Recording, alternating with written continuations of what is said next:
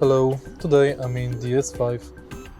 In this video I'll show you how to manage automatic gearbox.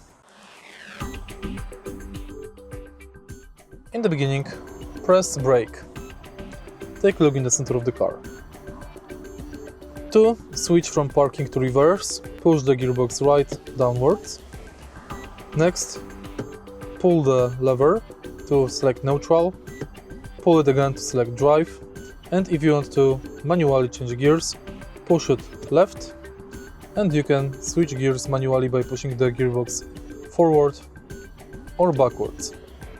You can check current gear on the left display on instrument cluster. If you find this video helpful, please leave like, comment and subscribe.